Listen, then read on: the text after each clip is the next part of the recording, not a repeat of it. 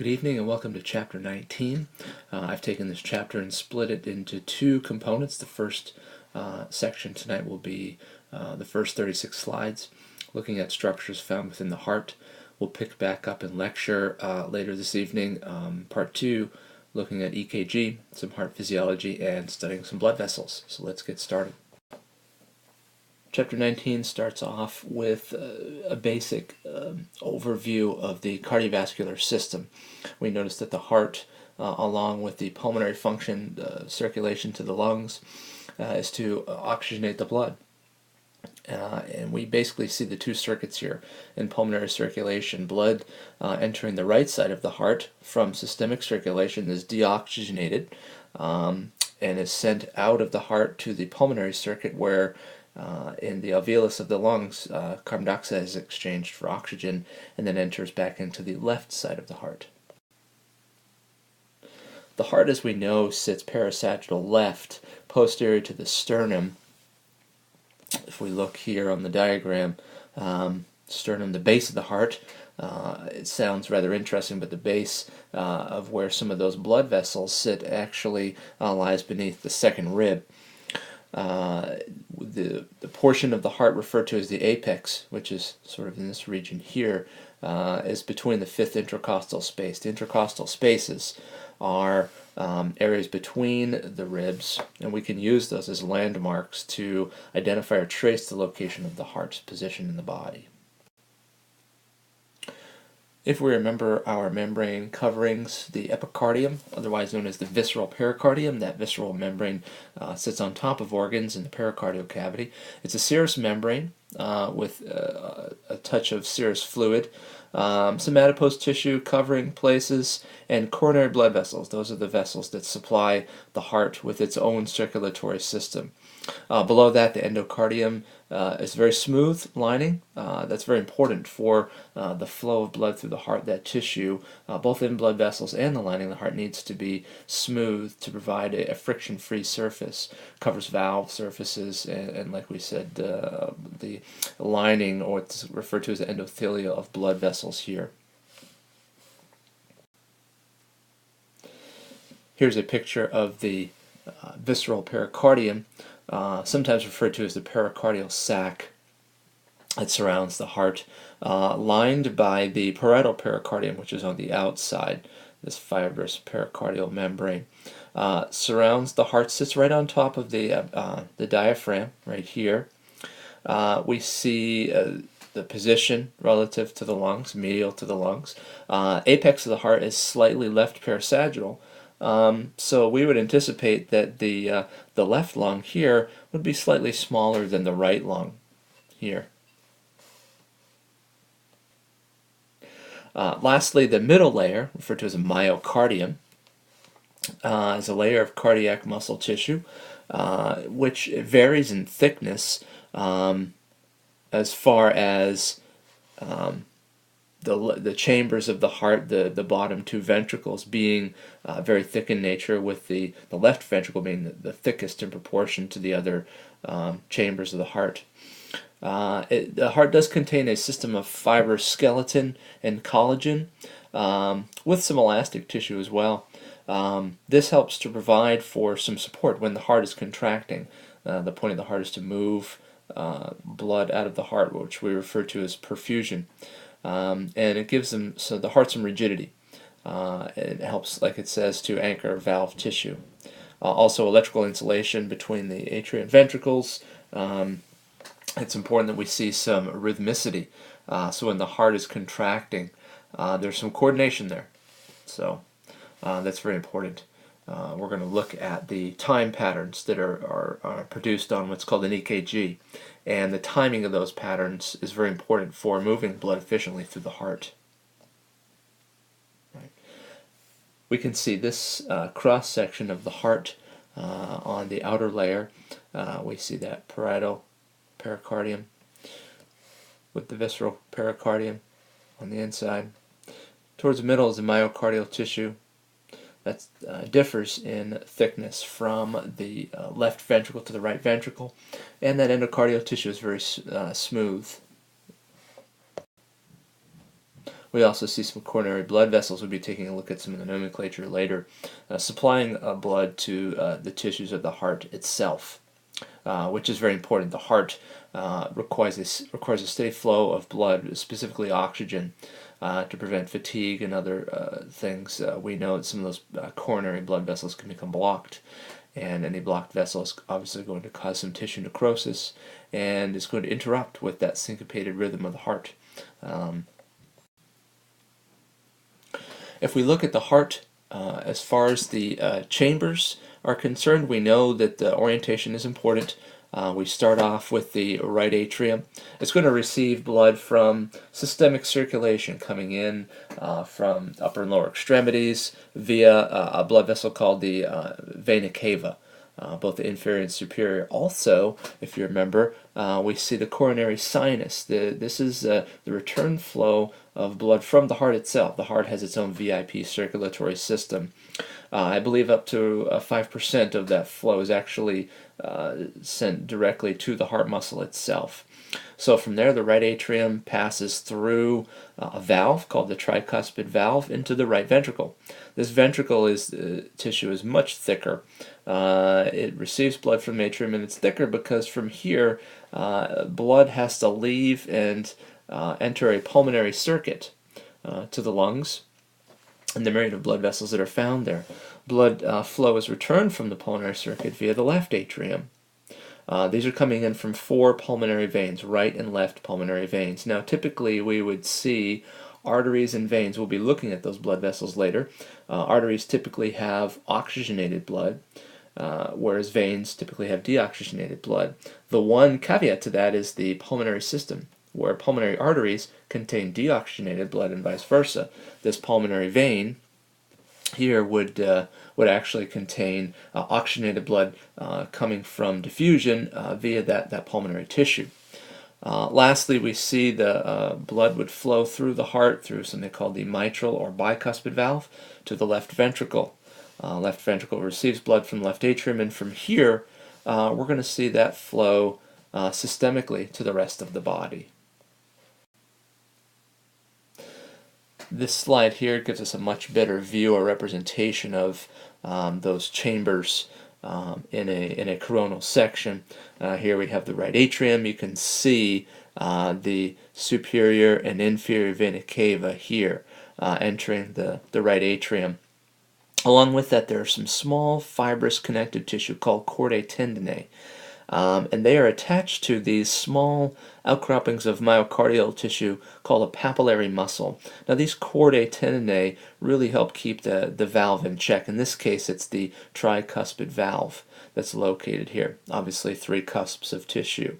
And those chordae tendineae help stabilize that valve during contraction.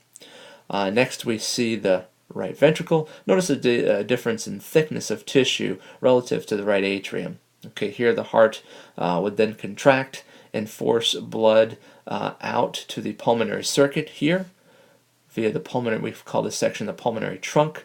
There's another valve right here called the pulmonary semilunar valve, and blood would make its way out to the left and right lung accordingly. And then we'd see some return flow via the left atrium, and the left atrium would contract, forcing blood through this valve here.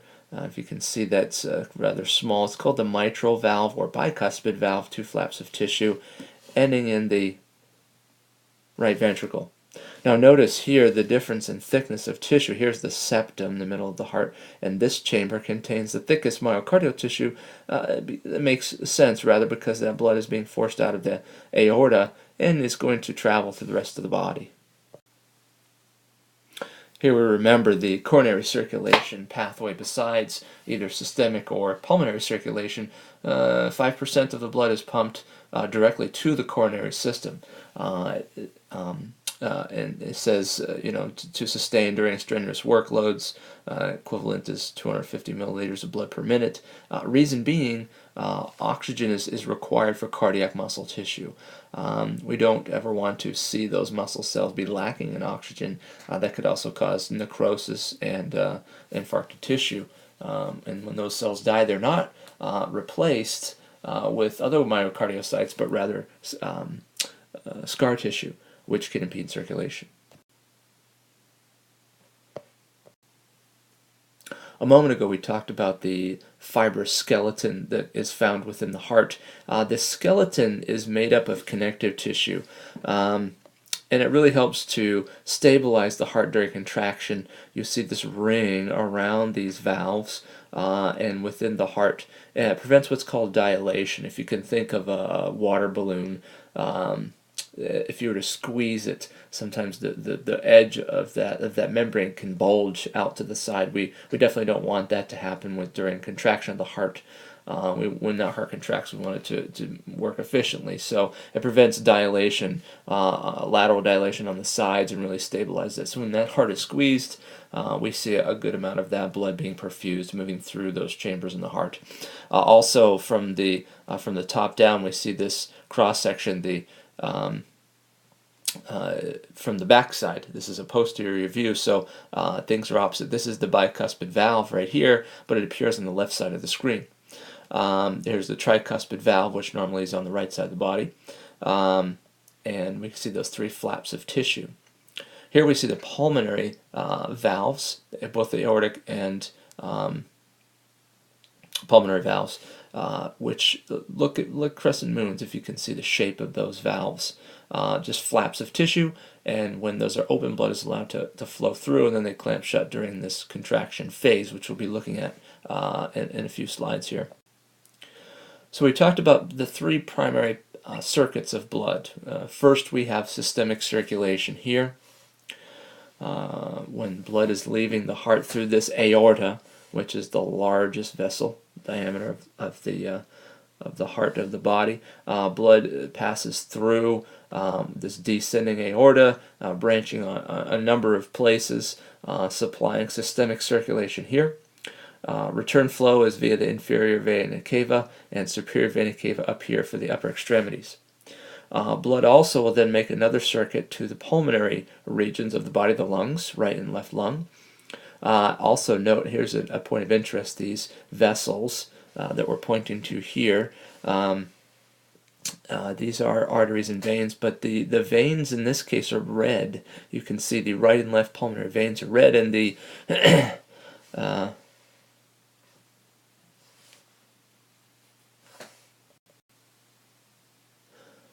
and the arrow there, the pulmonary arteries bringing blood to the right and left lung. So a little difference there. For the majority of the rest of the time when we name blood vessels, we typically see oxygenated blood being found within arteries. The direction of flow is really how we name those vessels. Any blood that's leaving a vessel is going to be traveling in an artery. Any blood that's returning to the heart is a vein. But you can see here with that arrow here, blood is leaving the heart, but it's deoxygenated. It's going to be oxygenated once it arrives in the lung tissue. In addition to pulmonary and systemic circulation, we also know we have coronary circulation, starting with the aorta. There's a few small vessels branching right off the base of the aorta, or the base of the heart, that makes its way through a number of different vessels, specifically coronary arteries, right and left side. On the right side, we have the marginal artery and the posterior interventricular artery. It makes sense, the interventricular meaning between the ventricles, supplying blood to the ventricular walls, and also the right atrium and right ventricles. On the left side of the heart, we have a few vessels. The circumflex artery wraps around the top of the heart, or what we refer to as the base, between the atrium and the ventricles, and the anterior interventricular artery. Those supply blood to the ventricular walls and the left atrium and left ventricle. All of these feed into a series of cardiac veins, and lastly to the structure called the coronary sinus, which I'll show you in a moment here. Leading back into venous return and back. So I believe I have a picture here. Yes, we can look at some of these vessels. You can see coronary arteries and veins, and they are named here the great cardiac vein. There's the anterior interventricular artery here. We can see the right coronary artery here, left coronary artery up up in here just tucked underneath. If you take a look at the posterior view, all of those vessels, the great cardiac vein, the middle cardiac vein, the posterior interventricular artery, all these basically lead back into this coronary sinus. And from here, that blood is returned. Notice the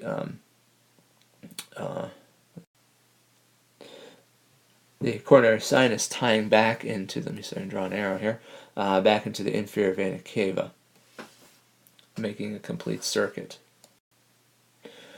Now that we have an understanding of the structures found within the heart, we can begin to look at heart actions and the contraction of the heart and the ability to move blood efficiently.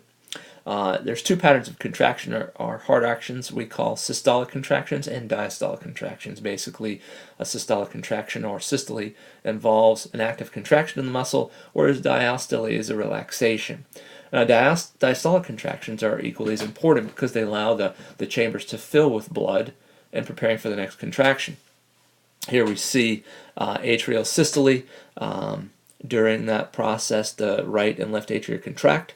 The pulmonary valves and the aortic valves close here, but the bicuspid and tricuspid valves are open to allow blood to enter the two ventricles. During atrial diastole, those valves close off and the atria are filling with blood. During ventricular diastole here, we see the ventricles are filling with blood, during this diastolic phase, and then over here, the ventricles are contracting, forcing blood out of the heart, both into pulmonary and systemic circulation. Now we're going to be looking a bit later at the amount of blood that the heart contains during rest, typically about 130 milliliters, and then the amount that's ejected we refer to as the ejection fraction. Usually it's about 70%.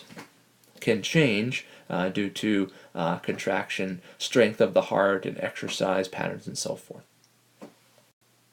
When the heart is contracting, a lot of the sound can be heard, which is referred to as auscultation, by the opening and closing of some of these valves and the movement of blood through these chambers. The lub part of the heart sound occurs during ventricular systole. That's when we see those AV valves, the atrioventricular valves, being the tricuspid and bicuspid valves closing. The second sound, the dup, is occurring during ventricular diastole, where we see the pulmonary and aortic semilunar valves closing. Oftentimes these patterns should be heard as a nice crisp lub dup with a nice refractory period in between. Sometimes, depending on incomplete development, there can be changes in the structures of the heart.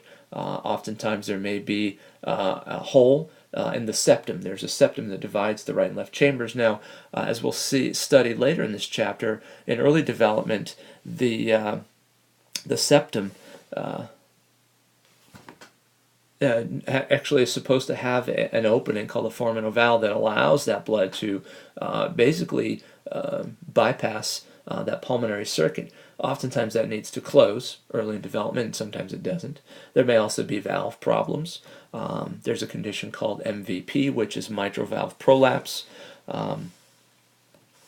MVP, which basically means that mitral valve, that bicuspid valve, is not closing off completely and blood is leaking or escaping backwards. And that's really counterproductive as far as circulation. We can hear the motion of the heart and those heart sounds in these auscultation areas. Depending on where we're listening, we can hear different sounds and identify diagnostically what's taking place with the heart. A little bit of histology in this next few slides. We want to look at cardiac muscle as in its function and how it works to contract as a unit rhythmically. And so we see this process we refer to as a functional synctum, a grouping of muscle cells that form this function. We can divide that into atrial synctum and the ventricular synctum. There's pieces of tissue that really help conduct electricity through those both the ventricles and the atria and allow for a very rhythmic pattern when they contract. We know that first off, the cells are obviously joined tightly, these cardiomyocytes, through mechanical junctions, but there's also what we refer to as electrical junctions. Now, we studied these as gap junctions. I think your text refers to some of these as an intercalated disc, an area where these gap junctions are basically spot welding these cells together, but there's a protein channel, and these protein channels allow ions, specifically calcium, to flow through between cells efficiently and exchange those ions to allow the action potential to be generated through the whole muscle tissue. It can stimulate neighboring cells. We want those muscle cells to contract as a unit, so we can end up with this rhythmic contraction. The repair or damage of cardiac muscle tissue is almost entirely by fibrosis, which basically means scarring. So when those cells do die due to tissue necrosis, they're not replaced with cardiomyocytes. It's connective tissue, which acts or behaves very differently during contraction than cardiomyocytes, which become a problem. Here we see in this image, let's do a little drawing here, structure of a cardiac muscle. Here we're trying to show you this area here, those intercalated discs, the ends of those cells, the cardiac cells, have a very defined end, and you can see here there are some protein channels here and here that'll allow the exchange of ions, specifically calcium, between neighboring cardiac cells. Again, that's really helping to coordinate this muscle contraction. You can see numerous mitochondria. There's a high degree of cell respiration taking place as far as energetics and supplying ATP for this cell. We know that this metabolism is great in these cardiac muscle cells. They are loaded with mitochondria. The cardiac muscle tissue here says depends exclusively on aerobic respiration. We want a constant supply of oxygen. Does not rely on anaerobic respiration, simply because it doesn't have the ability to deal with lactic acid. We know the lactic acid can impede muscle contraction. That would produce fatigue, which we know is not very good for contraction. The heart is essentially fatigue resistant. Okay. It does not use anaerobic respiration or any of those oxygen deck mechanisms. To help supply or help to make sure that there's ample oxygen supply, we see here that, let me draw an arrow, this myoglobin protein. Myoglobin stores a greater concentration of oxygen than hemoglobin. So we see a heart tissue makes sense that it would have a higher concentration of myoglobin and glycogen to make sure that those energy stores, the ability to generate ATP, is there. And in addition to large mitochondria, to increase that rate of cell respiration. In order to understand the EKG that we're going to be doing in lab this evening, we have to understand this idea of the cardiac conduction system. It's a series of pieces of tissue within the heart. They're going to help translate that action potential, starting with what's called the SA node or sinoatrial node here. Let's draw another arrow. It begins in the sinoatrial node, sits right on top of superior portion of the right atrium, travels through what's called the atrial sanctum, and I'll be showing you a picture in a moment what these tissues look like. They join back up through junctional fibers through the AV node, the atrioventricular node, that sits right at the base of the heart. Through that tissue, we see this AV bundle, sometimes called the bundle of His. The atrioventricular bundle, it branches into the right and left region, supplying obviously the right and left ventricle with enough electrical potential to cause those muscles to contract. And these bundle branches are embedded in the myocardial tissue here at the Purkinje fibers. Okay, they translate that action potential to the walls of the ventricle, so we have ventricular contraction. Very unified approach. So here's a picture of what we're trying to show here. So we begin with the SA node, sitting right on top of the right atrium. We see the junctional fibers pairing with the AV node, atrioventricular node, down through the branch bundles, right and left side here and here.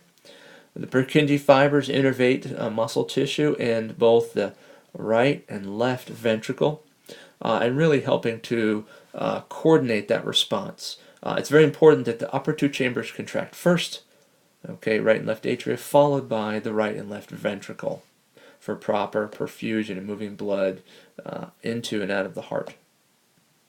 So to take you through this cycle just with a different figure, this one's actually from Saladin, from your text. It just helps explain the pathway that action potential would follow through those pieces of tissue.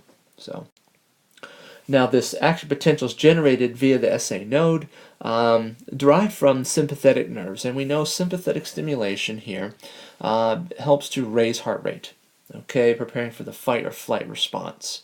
Those originate from cervical regions of the spinal column, also from sympathetic chain ganglia. If you remember from AMP1, those are those parallel pieces of tissue. They're parasagittal to the spinal cord, and they help transmit that message, that action potential, to the heart, and also some pass through right through the mediastinum, through the cardiac plexus. These help to elevate or raise the heart rate. Now, basal heart rate, if we were to not have any sympathetic stimulation, is about 40 beats per minute. Now, 40 beats per minute obviously is not enough to sustain life. Some individuals can have a very low heart rate. Some athletes have resting heart rates in the 30s and low 40s. But the average adult averages about 70 beats per minute. So without any external regulation, the heart really beats too slowly. So with sympathetic stimulation intervention, we can help regulate that heart rate to an average beats of 70 a minute. Continuing with the nerve supply to the heart, the remaining fibers continue to the heart via cardiac nerves.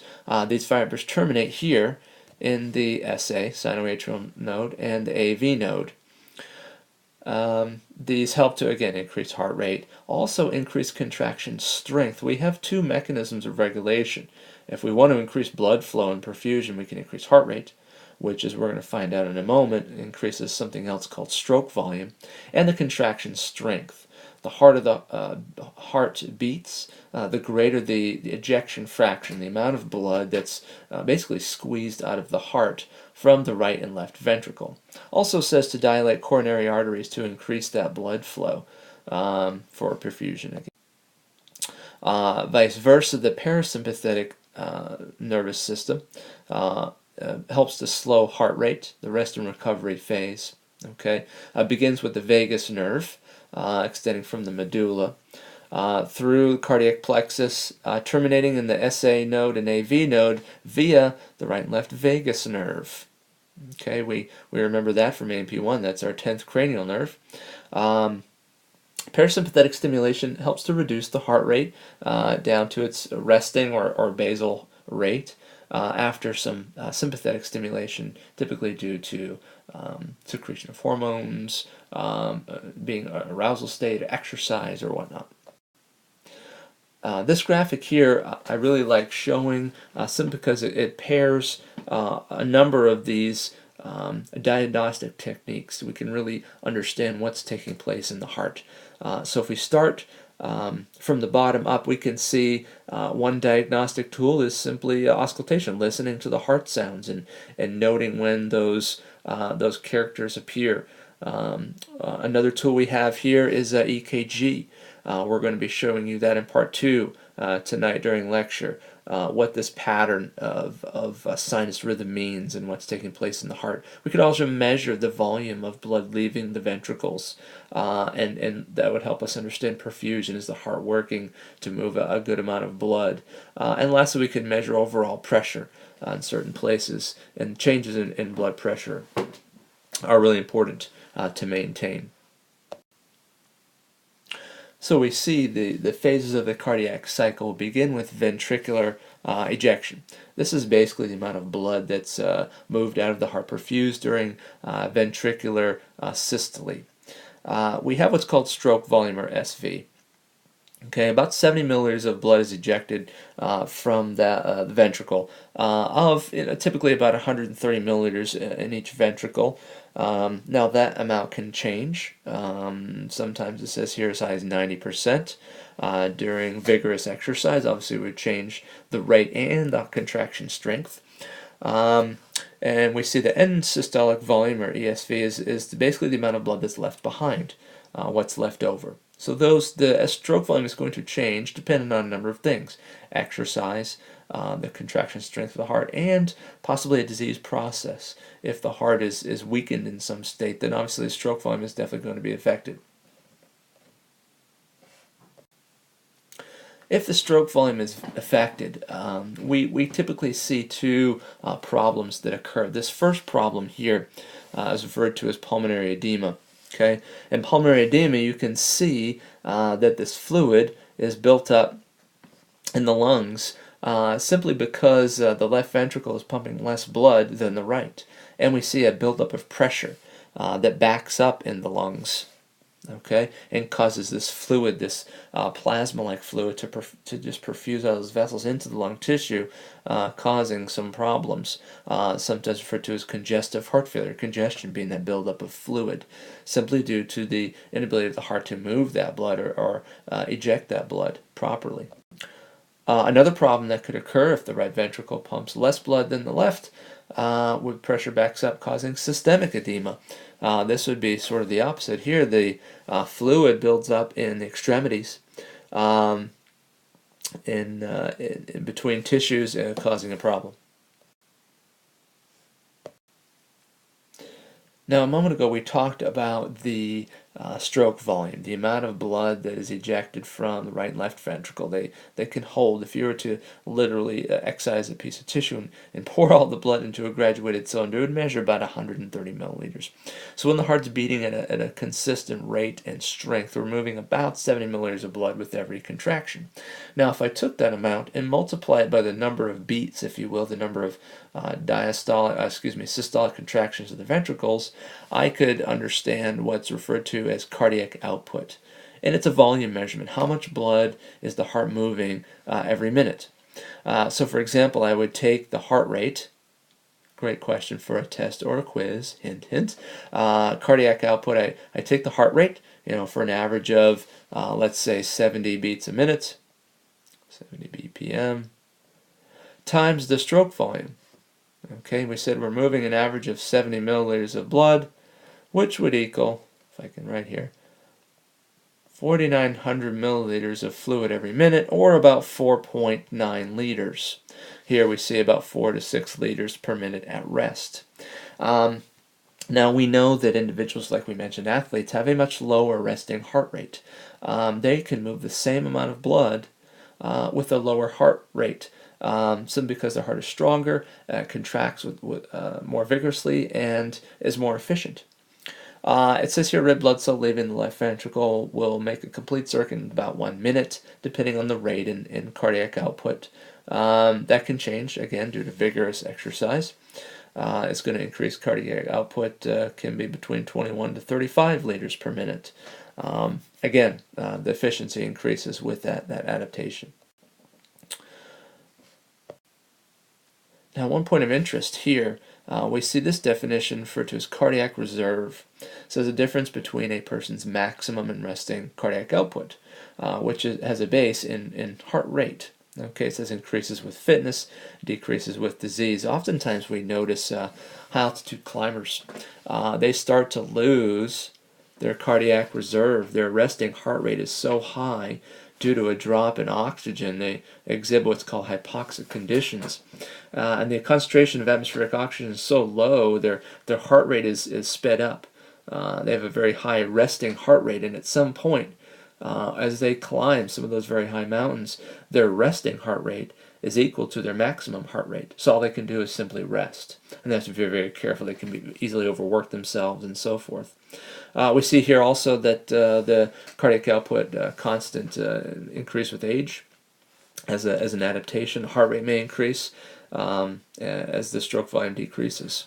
So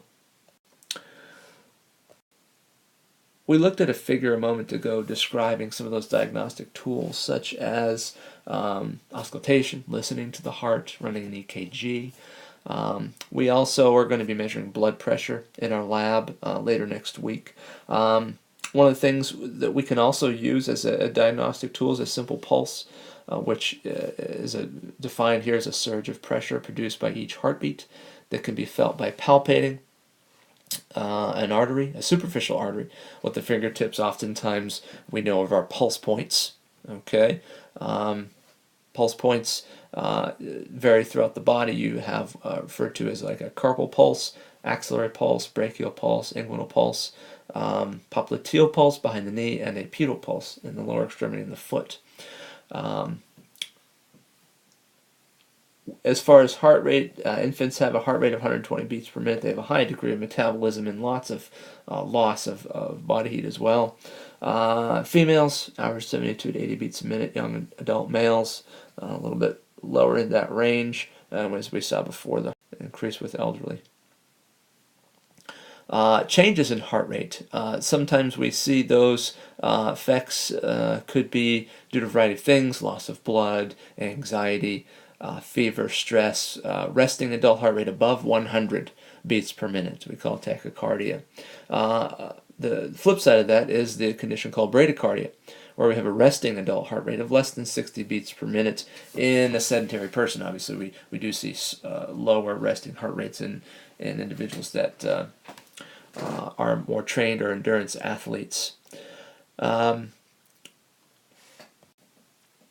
As we will find out while we run our EKG, often we can detect changes in that heart rate, and we can see these patterns produced in the recording.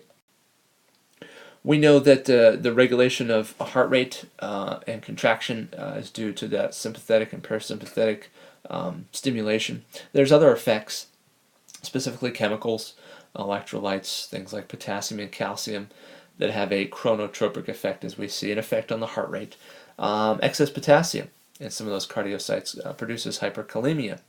Myocardial cells are less excitable, heart rate slows, becomes very irregular.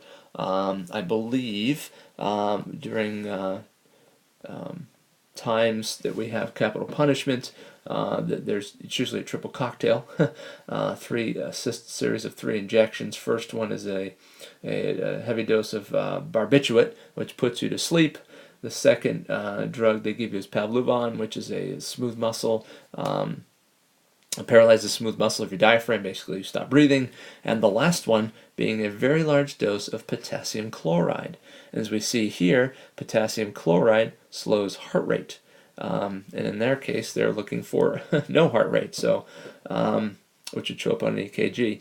Opposite to that, hypokalemia, if we have a deficiency in potassium, those cells become hyperpolarized. They require an increased stimulation.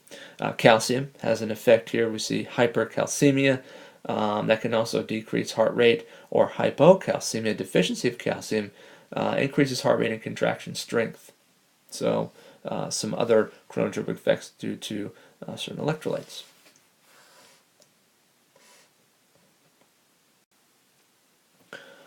What I'd like to do now, that's our last slide for the first part of the presentation. What we'll do is, for the second part, if you could go onto the website, find the link for the critical thinking questions. I'll put a few of those questions there, and then we'll meet back at 7 o'clock and be able to pick up on part 2, looking at structures of the heart again, relating them to EKG, what an EKG is and what we're measuring, and also blood vessel nomenclature. Okay, have a great evening, and we'll see you on Thursday.